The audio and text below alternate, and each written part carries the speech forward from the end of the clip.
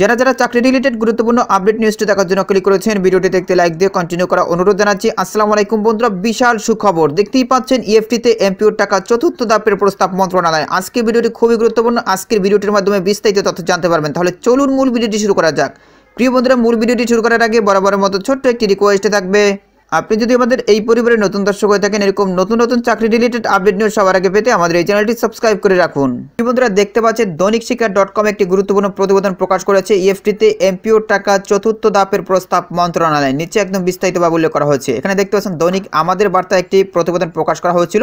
চতুর্থ ধাপের প্রস্তাব মন্ত্রণালয়ের নিচে একদম বিস্তারিতভাবে উল্লেখ করা হয়েছে। প্রিয় বন্ধুরা, প্রতিবেদনে বলা হচ্ছে এমপিওভুক্ত শিক্ষকদের আইবাস ডাব্লুএফএস সফটওয়্যারে ইলেকট্রনিক ফান্ড ট্রান্সফারে ইএফটি বেতন ভাতা দেওয়ার উদ্যোগের অংশ হিসাবে চতুর্থ ধাপের প্রস্তাব ছাড়ের জন্য শিক্ষা মন্ত্রণালয় রয়েছে। গতকাল রোববার শিক্ষা মন্ত্রণালয় একাধিক কর্মকর্তা দৈনিক আমাদের বার্তাকে জানান, এ সংক্রান্ত চিঠি শীঘ্রই সংশ্লিষ্ট দপ্তরে পাঠানো হবে। মন্ত্রণালয় জানিয়েছে, চতুর্থ ধাপের মোট ৮,২৩৮ জন শিক্ষক কর্মচারী রয়েছেন। তাদের মধ্যে স্কুলের ৬,৩৮০ জন ও কলেজের ১,৮৫৮ জন। Chief accounts and finance officer এই বিভাজন অনুযায়ী বেতন ভাতা ইএফটির মাধ্যমে দেওয়ার প্রয়োজনীয় ব্যবস্থা গ্রহণ করবেন এবং তার কার্যালয়ে এই টাকা বেসরকারি শিক্ষা প্রতিষ্ঠানগুলোর স্কুল ও কলেজ এমপিওভুক্ত শিক্ষক কর্মচারীদের বেতন ও ভাতার সরকারি অংশ বাবদ পরিশোধ করবেন। এর আগে সর্বশেষ তৃতীয় ধাপে স্কুল কলেজের মোট ৮৪,৭৭৬ জন শিক্ষক কর্মচারীর অ্যাকাউন্টে টাকা গেছে। তাদের মধ্যে স্কুলের ৬৫,৬৮৩ জন ও কলেজের ১৯,০৯৩ জন শিক্ষক কর্মচারী রয়েছেন। প্রসঙ্গত, সরকারি শিক্ষক কর্মচারীরা ইএফটির মাধ্যমে বেতন ভাতা পান।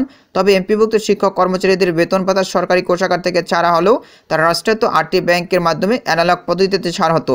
এই অর্থ তুলতে শিক্ষকদের নানা ভোগান্তিতে পড়তে হতো। ব্যাংকগুলোর মাধ্যমে বেতন ভাতা ছাড়ের জন্য কয়েক পর্যায়ে অনুমোদন সহ সংশ্লিষ্ট কাজে অনেক ক্ষেত্রেই এমপিভুক্ত শিক্ষকদের বেতন ভাতা পেতে দেরি হতো। অনেক সময় পরের মাসের ১০ তারিখের পরও আগের মাসের বেতন ভাতা জুটত। এই পরিস্থিতি উত্তরণে গত ৫ অক্টোবর বিশ্ব শিক্ষক দিবসে শিক্ষা মন্ত্রণালয় ইএফটিতে বেতন ভাতা দেওয়ার প্রস্তাব করেন। এটা আপনারা সকলেই জানেন। তো প্রিয় বন্ধুরা, এই ছিল মূলত আজকের আপডেট নিউজ। এই বিষয়ে যদি আপনাদের কোনো ব্যক্তিগত মতামত থেকে থাকে তাহলে অবশ্যই কমেন্ট করে জানাবেন। পরবর্তীতে নতুন কোনো ভিডিও নিয়ে আপনাদের মাঝে হাজির হব। সবাই ভালো থাকবেন, সুস্থ থাকবেন। আল্লাহ হাফেজ।